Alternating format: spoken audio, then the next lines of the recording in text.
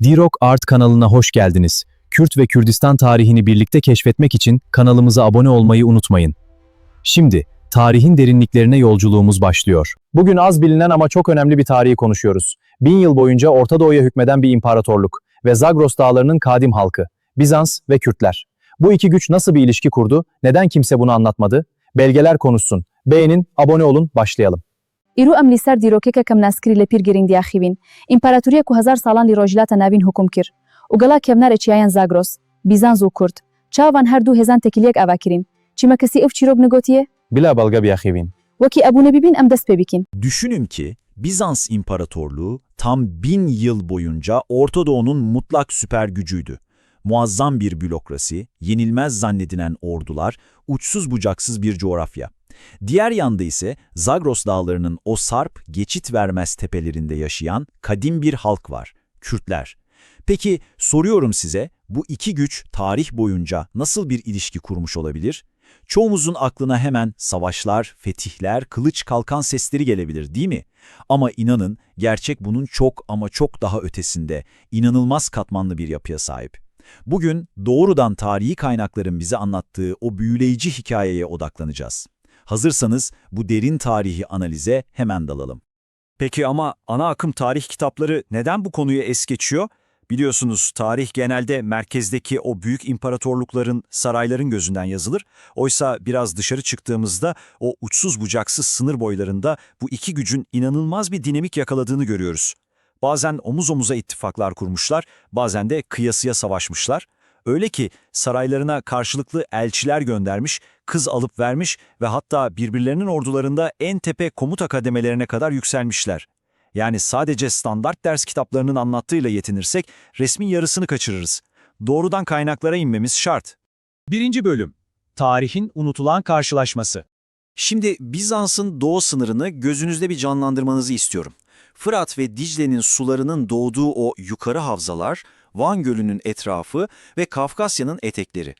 Burası sıradan bir sınır çizgisi falan değil. Helen-Roma dünyasıyla Sarp dağlarda yaşayan Kürt aşiretlerinin kam kesişim noktası. Farklı kültürlerin temas ettiği, sürtüştüğü, deyim yerinde ise harmanlandığı çok canlı bir tampon bölge burası. Tarihsel kayıtlara şöyle bir baktığımızda muazzam bir süreklilik çarpıyor gözümüze. Düşünün, M.Ö. 5. yüzyılda Yunan tarihçi Xenofon o bölgedeki savaşçı dağlılardan Karduçoi diye bahsederken, ünlü coğrafyacı Strabon onları yetenekli okçular yani Kirtioi olarak anıyor. Sonraki dönemlerde Süryani kayıtlarında Bet Kardu eyaletini, Ortaçağ kroniklerinde ise El Ekrat ve Hurdanaye isimlerini görüyoruz. Yani bu aslında bir etimolojik köprü. Bu belgeler bizi açıkça gösteriyor ki Kürtlerin bu coğrafyadaki varlığı ve imparatorluklarla olan teması sandığımızdan çok daha köklü ve akademik olarak kesin bir şekilde belgelenmiş durumda. Gelin bu iki dünyayı kafamızda şöyle bir yan yana koyalım. Bir tarafta devasa Konstantinopolis var. Altın kubbeler, katı hiyerarşik kurallar, mermer salonlar, bitmek bilmeyen bir bürokrasi. Diğer tarafa bakıyoruz, geçit vermez Zagros dağları, esnek aşiret yapıları, doğayla bütünleşmiş o toprak tonlarındaki kaleler ve efsanevi atlar, aşiret süvarileri. İşte işin en can alıcı noktası da burası. Düzen ve bürokrasiyle esneklik ve savaşçı ruh, bu zorlu sınır boylarında mecburen birbirine entegre olmak zorundaydı. 2. Bölüm. Bizans ordusunda görev alan Kürt askerler.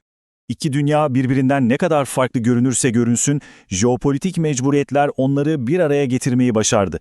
Orta Doğu'da güç dengeleri çatırdamaya başladığında, özellikle Abbasi halifeliği sınırlarında isyanlar ve karmaşa koptuğunda, dönemin Bizans İmparatoru Teofilos tarihi bir fırsat yakaladı. 9. yüzyıla doğru bu ilişki basit bir sınır komşuluğundan çıkıp devasa bir askeri birleşmeye dönüştü. Kaynakların bize sunduğu sayı gerçekten inanılmaz, tam 30.000. Evet, Süryani kaynaklarının açıkça Kürt kökenli olduklarını vurguladığı devasa bir Hürrami Kürt savaşçı grubu bu. Abbasi baskısından kaçışıyorlar, aileleriyle birlikte Bizans sınırlarından içeri giriyorlar ve doğrudan imparatorluk ordusuna katılıyorlar. Bu o dönemin demografik ve askeri anlamda yaşanmış en radikal olaylarından biri. Ve bu devasa insan silinin tam merkezinde müthiş karizmatik bir lider var, Nasr. Kendisi Hristiyanlığı kabul ediyor ve Bizans dilinde Tanrı'dan korkan manasına gelen Theophobos ismini alıyor. Peki imparator onu nasıl mı karşılıyor? Onu sıradan bir paralı asker komutanı falan yapmıyor. Tam aksine imparatorluk hiyerarşisinin en tepesine, adeta zirveye oturtuyor. Ona çok seçkin bir ünvan olan Exousiastes ünvanını veriyor. Yetmiyor, kendi kız kardeşiyle evlendiriyor. Üstüne bir de doğu sınırındaki yeni Kürt süvari tümeninin tüm komutasını ona bırakıyor. Düşünebiliyor musunuz? Bir mülteci liderinin Roma'nın doğudaki en büyük komutanı ve imparatorluk ailesinin bizzat damadı olması. Gerçekten film gibi bir hikaye. Peki bu sadakat karşılıksız mı kalıyor dersiniz? Kesinlikle hayır. Yıl 838. Anzen Muharebesindeyiz. Ortam tam bir kaos. Bizans ordusu darmadağın olmuş durumda. İmparator Teofilos'un etrafı tamamen sarılmış, ya ölecek ya da esir düşecek, kurtuluşu yok gibi. İşte tam o kırılma anında Theophobos ve onun komutasındaki o yeni Kürt süvarileri sahneye çıkıyor. Düşman hatlarını adeta bıçak gibi yararak imparatoru o cehennemin ortasından çekip kurtarıyorlar. Bu inanılmaz an, entegre edilen bu birliklerin Bizans için hayati değerde olduğunu kanıtlıyor. Gelelim 3. bölüme. Diplomasi ve sınır emirleri. 10. ve 11. yüzyıllara geldiğimizde işin rengi biraz değişiyor. Askeri entegrasyondan ziyade yepyeni bir diplomasi çağına giriyoruz. Tarihçilerin Kürt ara dönemi olarak adlandırdığı bu yıllarda merkezi otoriteler zayıflayınca Bizans sınırında özel Kürt hanedanlıkları birer tampon devlet olarak parlamaya başlıyor. Bu büyük diplomatik satrancın iki başrol öncüsü var: Mervaniler ve Şaddadiler.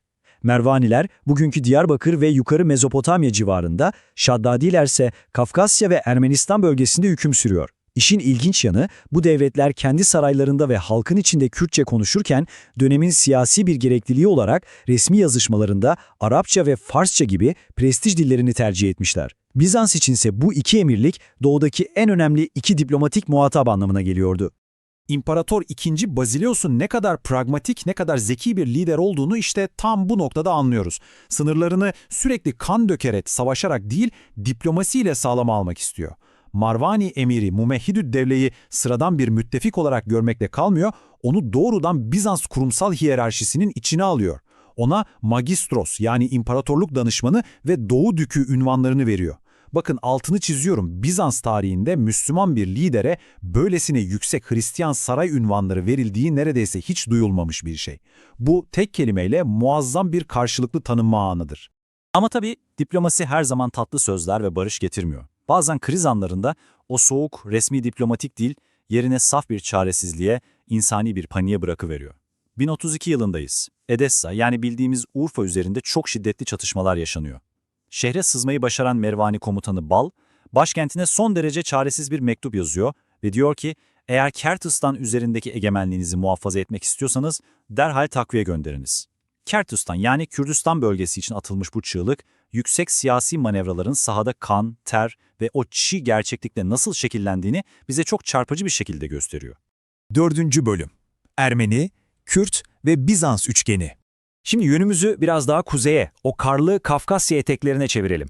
Burada sadece Kürtler ve Bizanslılar yok, işin içine Ermeni krallıkları da giriyor. Yani ittifakların akşamdan sabaha, hatta anlık olarak değişebildiği acımasız ve çok aktörlü bir hayatta kalma mücadelesi dönüyor. İnanın, Makyavelizm kavramı ortada yokken bu topraklarda harfiyen uygulanıyordu. Şaddadi emiri Ebul Esvar'ın şu askeri zekasına bir bakar mısınız? 1045 yılında Birleşik Bizans ve Ermeni ordusu Dvin'e saldırdığında ne yapıyor biliyor musunuz? Askerlerini öne sürüp kılıç tokuşturmak yerine tarlaları sular altında bırakıyor. O koca ağır zırhlı orduyu çamura saplayıp perişan ediyor. Ama siyaset işte bu ya. Çok kısa bir süre önce savaş meydanında kanlı bıçaklı düşman olan Bizans, biraz zaman geçtikten sonra Ermeni başkenti Ani'yi düşürmek için gidip aynı Ebul Esvar ile masaya oturuyor. İşte pragmatizmin zirvesi. Ve 5. bölüm. Malazgirt. Dengelerin altüst olduğu o an. Bütün o siyasi entrikalar, kurulan bozulan ittifaklar ve o bitmek bilmeyen sınır gerilimleri bizi nereye getiriyor biliyor musunuz? Tarihin akışını sonsuza dek değiştirecek o devasa kırılma noktasına. Demografik ve askeri haritaların baştan çizildiği 1071 yılına. Malazgirt'e. O savaşın kaderini belirleyen ama genellikle gözden kaçan çok kritik bir detay var. 10.000 kişilik bir askeri destek. Selçuklu Sultanı Alparslan, Bizans'ın o güne dek topladığı en devasa, en korkutucu ordulardan birinin üzerine geldiğini gördüğünde doğal olarak yerel müttefiklere acil ihtiyaç duydu. İşte tam o anda Mervani Kürt Emirliği devreye girdi. Selçuklu ordusuna bölgenin coğrafyasını avucunun içi gibi bilen tam 10.000 kişilik elit Kürt süvari gücünü gönderdiler. Peki bu sayılar abartı olabilir mi diye düşünebilirsiniz. Gelin doğrudan birincil kaynaklara kulak verelim. Olayın Bizans cephesinde imparatorluk ailesine çok yakın bir isim var. Ünlü tarihçi Michael Psellos. Psellos, savaş meydanındaki o korkunç manzarayı kaydederken Sultan Alparslan'dan bizzat Kürtlerin ve Perslerin sultanı olarak bahsediyor. Bu ifade, Kürt süvarilerinin Selçuklu saflarında ne kadar yoğun, ne kadar dominant bir biçimde yer aldığının bizzat bir Bizanslı gözlemci tarafından itirafı, belgelenmesidir. Muharebe sırasında Kürt süvarileri o ağır ve hantal Bizans ordusuna karşı en büyük avantajlarını, yani coğrafya bilgisini konuşturdu. Bölgeyi çok iyi bildikleri için su kaynaklarını kontrol ettiler, geçitleri tuttular. Vur kaç ve sahte geri çekilme taktikleriyle o kalın zırhlı ama manevra kabiliyeti zayıf olan Bizans atlarını tuzağa çekip parça parça ettiler. Yüzyıllar boyunca bu bölgede Bizans'ın sınır bekçiliğini yapan, onların ordusunda savaşan bu yerel güçler, bu kez Roma'nın doğudaki hegemonyasına son veren o ölümcül darbenin çok ama çok önemli bir parçası olmuştu. 1000 yıllık o devasa Bizans İmparatorluğu, bu savaşların ardından yavaş yavaş tarih sahnesinden çekildi ve sonunda tamamen yıkıldı. Ama Kürtler, onlar o kadim Zagros dağlarında kalmaya devam ettiler. Bizanslılar ve Kürtler yüzyıllar boyunca yan yana yaşadılar. Bazen aynı safta kan döktüler, bazen kılıçlarını birbirlerine çektiler. Birbirlerinin kültürlerinden etkilendiler, devlet yapılarını, sınırlarını birlikte şekillendirdiler. Şimdi anlıyor musunuz neden en başta bu ilişkiyi es geçemeyiz dedim? Çünkü böylesine karmaşık, böylesine iç içe geçmiş bir ilişkiyi tarih kitaplarından söküp atmak, sadece bir halkın değil, bütün bir bölgenin, yani aslında tarihin yarısını unutmak demektir. Umarım kaynakların ışığında yaptığımız bu analiz, tarihsel perspektifinize çok daha geniş, yepyeni bir pencere açmıştır. Bizans 1000 yıl dayandı. Sonra yıkıldı. Kürtler hala burada. İki medeniyet yüzyıllarca yan yana yaşadı. Bazen dost, bazen rakip. Ama hep tarihin içinde. Bu ilişkiyi bilmek, Kürt tarihinin ne kadar derin olduğunu bilmektir. Bir sonraki videoda görüşürüz. Bizans 1000 sal dom kir. Paşa hilweşiya, Kurd hinjî lîvirîn. Du şaristanî 200 salan likeleke hevciyan, carînan heval, carînan raqib, lê her tim dînav dîroke de. Zanîna vê tekiliye, zanîna dîroka Kurdan çiqas kur e. Di videoya din de hewdû dibînin. İzlediğiniz için teşekkür ederiz. Tarihin izini birlikte sürmeye devam etmek için kanalımıza abone olmayı ve bildirimleri açmayı unutmayın. Bir sonraki videoda görüşmek üzere.